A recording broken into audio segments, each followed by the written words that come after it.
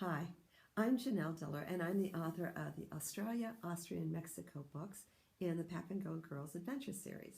If you haven't discovered Pack-n-Go Girls yet, you'll want to. They are a ton of fun.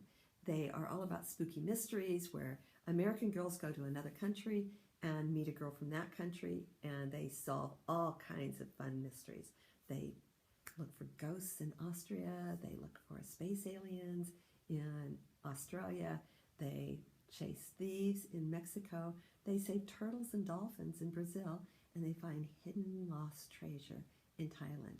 And the girls are from all over the United States too. So we've got girls from Boston and Miami, from Colorado, from Seattle, and from California. And we just hope you find the books because they're great reads. I'm sitting in Kitzbuhel, Austria right now, which is where the first series takes place of the Austria series. And we have 3 books in that series. Mystery of the Ballerina Ghost. This is where Brooke Mason from Colorado meets Eva Mueller in Austria. And they meet each other in Schloss Mueller, which is where Eva lives.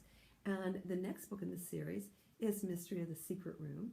And Brooke and Eva have a very special afternoon and discover a secret room in the castle and discover all kinds of other things because of that. And the third book in the series is Mystery at the Christmas Market.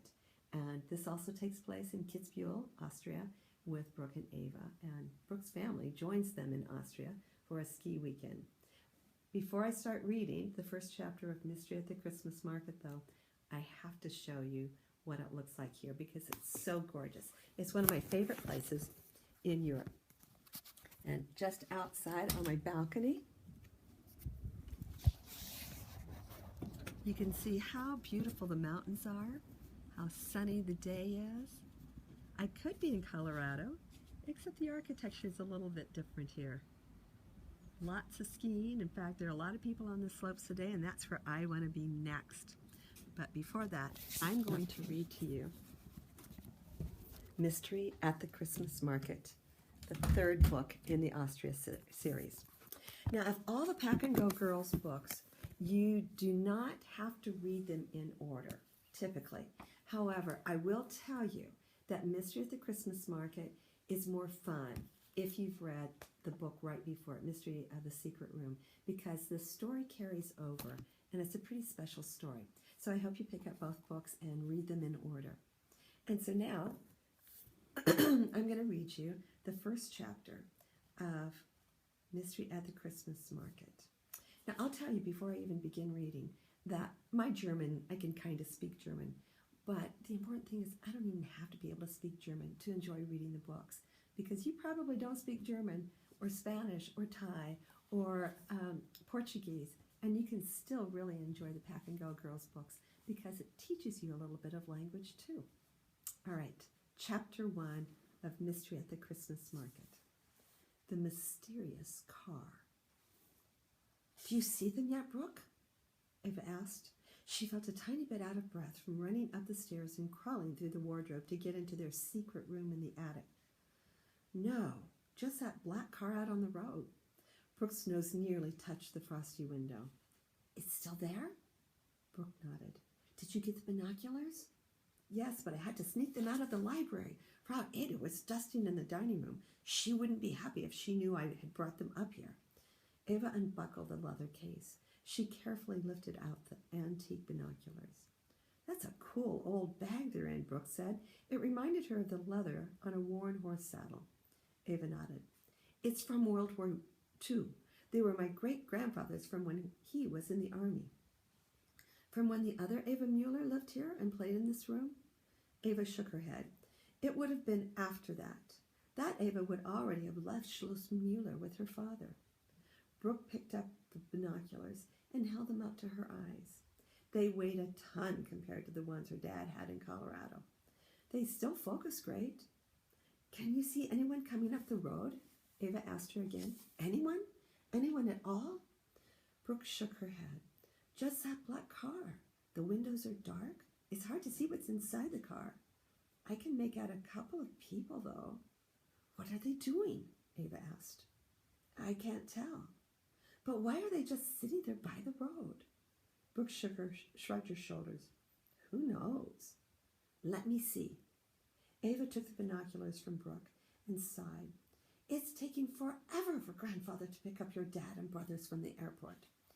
Mom said they wouldn't be here until after lunch. We had lunch ages ago, Eva said.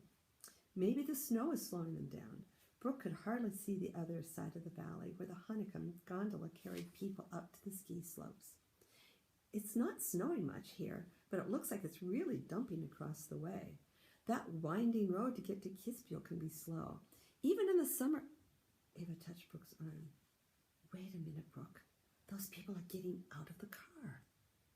Eva, even without the binoculars, Brooke could see two people step out of the car onto the snow-packed road. Let me see. Eva handed her the binoculars to Brooke, who put them up to her eyes. It's a man and a woman, Brooke said. The man has bright red hair. Crazy red. I can see that from here. The woman is wearing a red scarf around her neck. Brooke watched the woman walk around to the driver's side and join the man. They both stared up at the castle, or Schloss.